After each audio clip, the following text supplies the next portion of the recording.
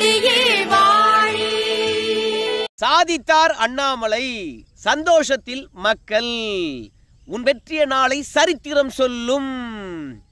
அண்ணாமலை அவர்கள் எதை சாதித்தார் அப்படின்னு கேட்குறீங்களா?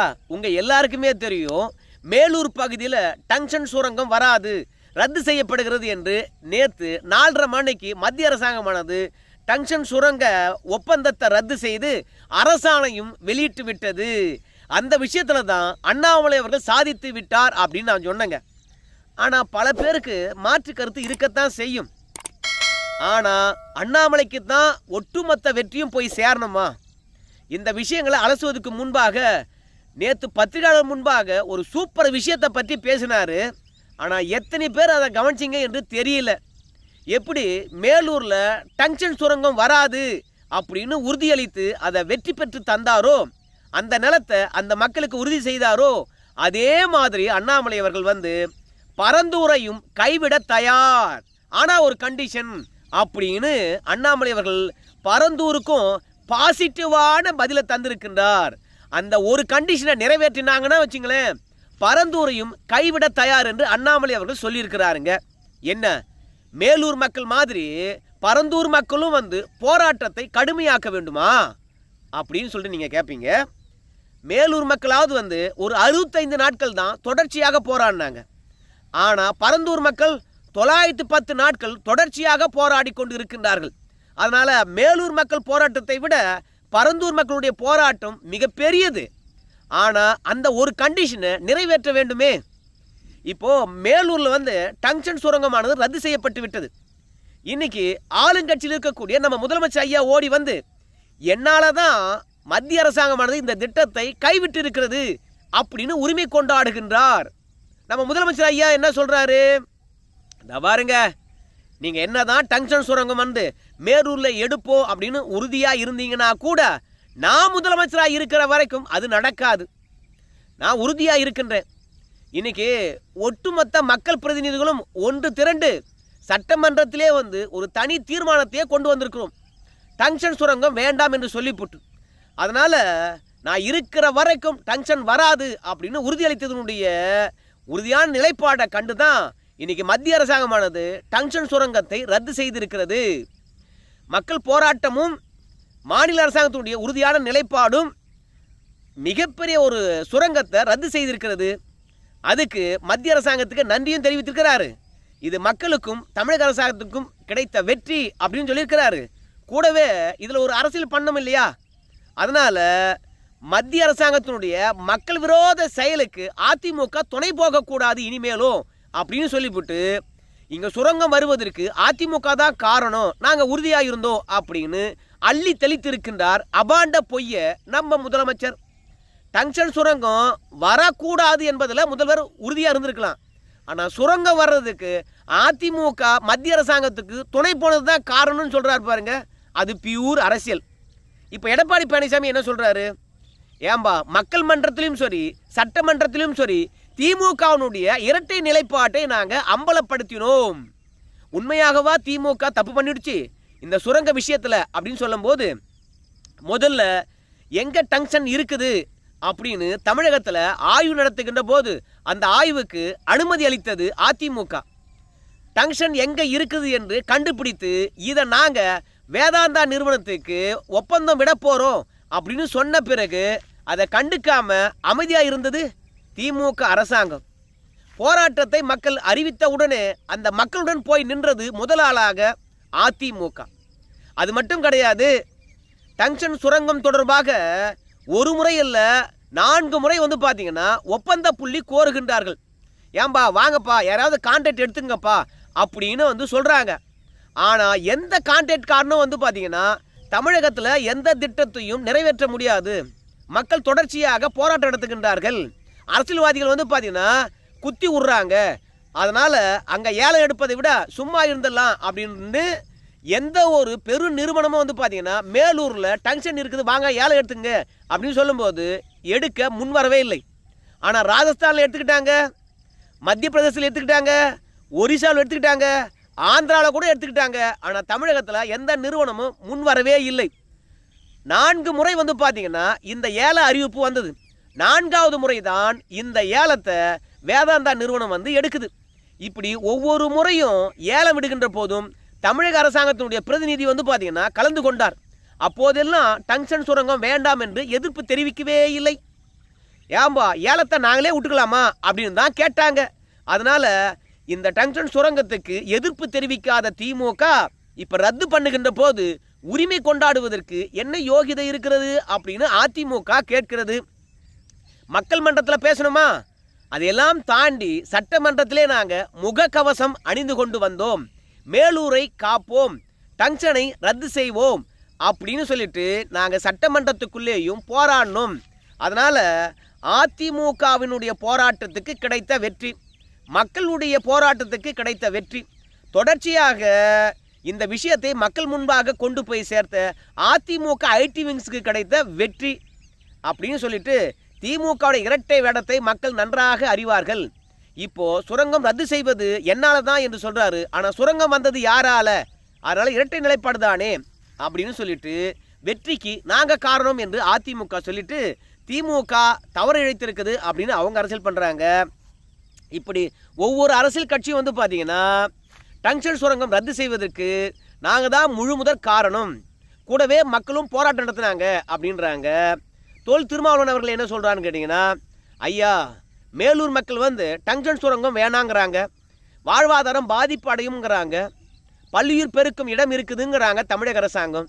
அதனால் அங்கே டங்ஸ்டன் சுரங்கத்தை ரத்து செய்ய வேண்டும் என்று சொல்லிட்டு நாங்கள் சுரங்கத்துறை அமைச்சர் கிஷன் ரெட்டி அவர்களை போய் நேரடியாக சந்தித்து வலியுறுத்தினோம். அதன் அடிப்படையில் தான் என்ன நடந்திருக்குது, டங்ஸ்டன் சுரங்கம் ரத்து நடந்திருக்கிறது அப்படின்னு நம்ம தொல் திருமாவளவன் அவர்கள் சொல்கிறாரு.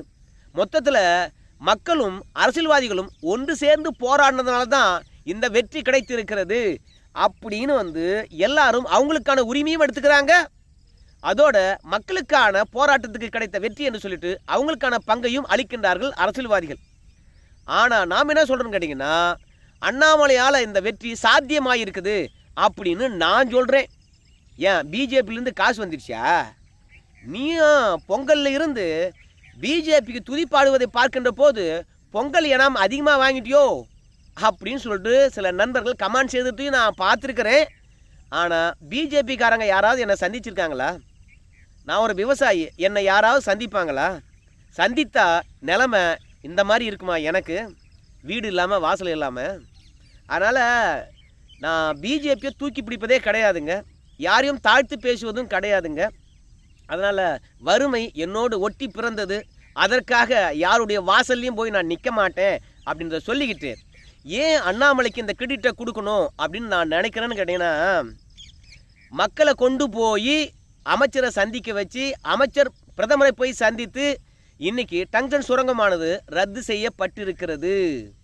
யார் வேண்டுமானாலும் அமைச்சருக்கு அழுத்தம் கொடுக்கலாம், மத்திய அரசாங்கத்துக்கு அழுத்தம் கொடுக்கலாம். ஆனால் போராட்ட களத்துக்கு நேரடியாக சென்று அந்த மக்களுக்கு வாக்குறுதி கொடுத்து பொங்கலை போய் சூப்பராக கொண்டாடுங்க. 20ஆம் தேதிக்கு மேலே வந்து பார்த்தீங்கன்னா இந்த சுரங்கமானது ரத்து செய்யப்படும், கவலைப்படாதீங்க என்று உறுதியளித்தது யார்? அண்ணாமலை. ஒருவேளை சுரங்கம் 20ஆம் தேதிக்கு மேலே ரத்து செய்யப்படலன்னு வச்சுங்களேன், இன்னைக்கு எங்களால் தான் எல்லாம் ரத்து செய்யப்பட்டது அப்படின்னு உரிமை கொண்டாடுற அத்தனை மக்களும் அண்ணாமலை மீது தானே பழி போட்டிருப்பாங்க, அண்ணாமலை மீது தானே பழி போட்டிருப்பாங்க. அப்போது நல்லதுக்கு ஊரெல்லாம் வந்து பார்த்தீங்கன்னா உரிமை கொண்டாடுவாங்க. ஆனால் கெட்டது நடந்து போச்சுன்னா அண்ணாமலையை பலியாக்கியிருப்பாங்களா இல்லையா? அண்ணாமலையை பொறுத்த வரைக்கும் வாய்ச்சொல் வீரன்யா. விவசாயிகளை பொறுத்த வரைக்கும் 4 வேளாண் சட்டங்களை ரத்து செய்ய சொல்லி டெல்லியில் தொடர்ச்சியாக போராட்டம் நடத்துனாங்க. அன்றைக்கி அண்ணாமலை சொன்னார், தபார் மத்திய அரசாங்கமானது ஒரு கமா கூட மாற்றாது அந்த சட்டத்தில் இருந்து அப்படின்னு சொன்னார். ஆனால் மத்திய அரசாங்கமானது அந்த 4 வேளாண் சட்டங்களையும் ரத்து செய்தது. அண்ணாமலையை பொறுத்த வரைக்கும் அதிகாரத்தை தன் கையில் எடுத்துக்கிட்டு எதை ஒன்றாலும் பேசுவாருங்க. அந்த மாதிரி தான் டங்ஸ்டன் சுரங்கமானது மாநில அரசாங்கம் எதிர்ப்பு தெரிவித்தே ரத்து செய்யலை, இவர் போய் பேசி ரத்து செய்திருவாரா அப்படின்னு சொல்லிட்டு ரத்து செய்யாமல் இருந்திருந்தாங்கன்னா இந்நேரம் ஒட்டுமொத்த பேரும் கடிச்சு கொதறி இருப்பாங்களா இல்லையா? மொத்த பழியும் அண்ணாமலை அவர்கள் சுமந்திருப்பாரா இல்லையா? எதுக்கியா நேரடியாக போய் வாய் பண்ணும்? ஏன் அண்ணாமலை என்ன அமைச்சரா இல்லை பிரதம மந்திரியா? சொல்லு. சும்மா பில்டப் பண்ணி அந்த மக்களை ஏமாத்திட்டீங்களே அப்படின்னு வந்து பழி போட்டிருப்பாங்களா இல்லையா? அதனால் நல்லது நடக்கின்ற போது அனைவரும் உரிமை கொண்டாடுகின்ற போது, கெட்டது நடக்கின்ற போது மட்டும் அண்ணாமலை பலியாக்கின்ற போது நாம் நல்லது நடந்தாலும் அண்ணாமலைக்கான பங்களிப்பை கொடுக்கணும். அவரால் சாத்தியமாச்சு, சாதிச்சார் என்று சொல்லணுங்க.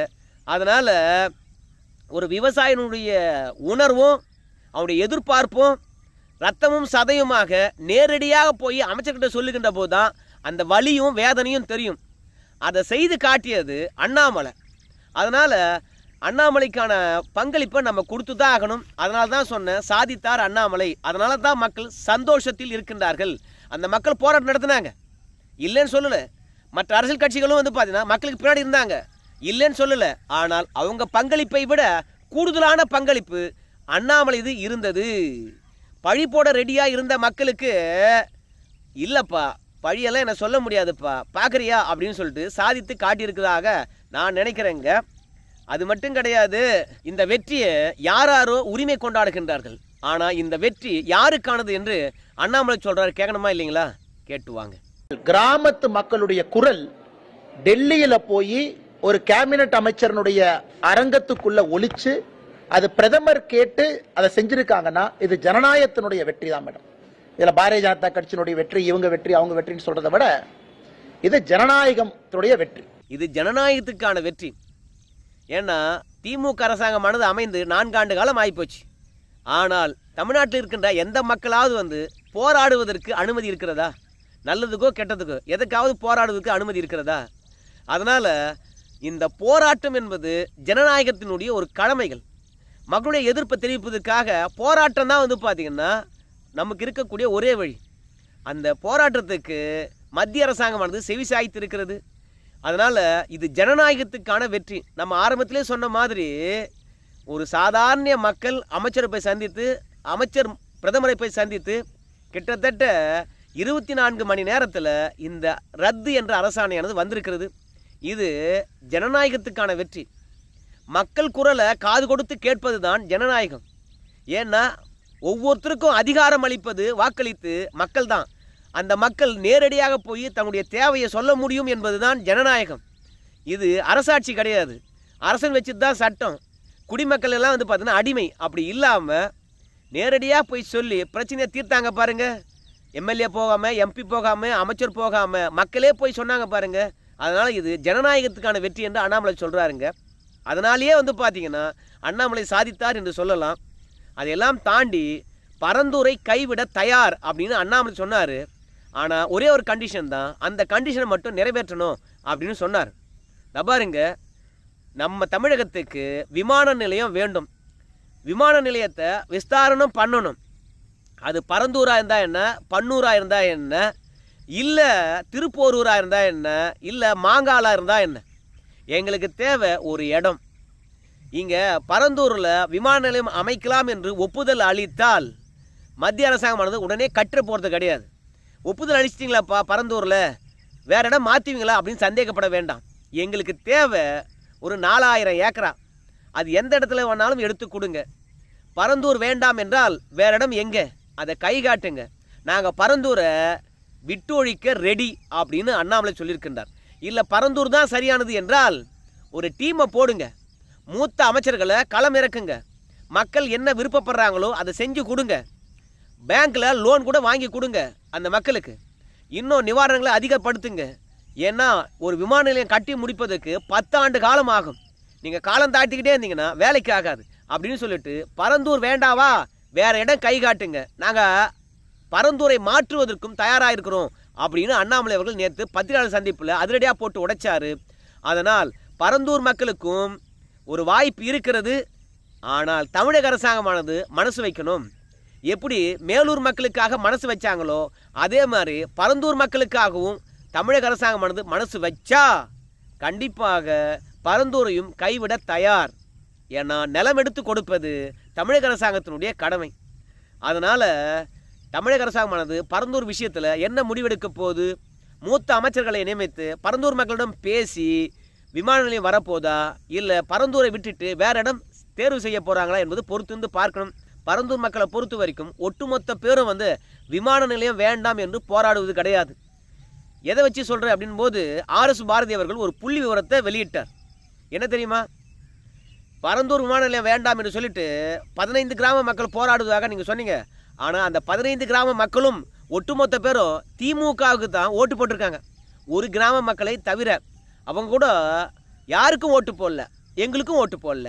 அதனால் விமான நிலையம் வேண்டும் என்று பரந்தூர் மக்கள் ஆசைப்படுகின்றார்கள். அவங்களுக்கானவற்றை நாங்கள் செஞ்சு கொடுப்போம் அப்படின்னு ஆர்எஸ் பாரதி அவர்கள் சொல்கிறார். மொத்தத்தில் திமுகவை எதிர்த்து தமிழ்நாட்டில் இருக்கக்கூடிய மக்கள் போராடுவாங்க. ஆனால் திமுகவுக்கு ஓட்டு போடணும்னா தாராளமாக போய் போடுவாங்க. இது மக்கள் தனக்குத்தானே சூன்யம் வைத்துக் கொள்ளுகிறதுக்கான ஒரு வழி. அதனால் திருந்தாத பரந்தூர் சுற்று வட்டார மக்களை நாம் எப்படி திருத்த முடியும் அப்படின்னு தான் என்னுடைய எண்ணம்.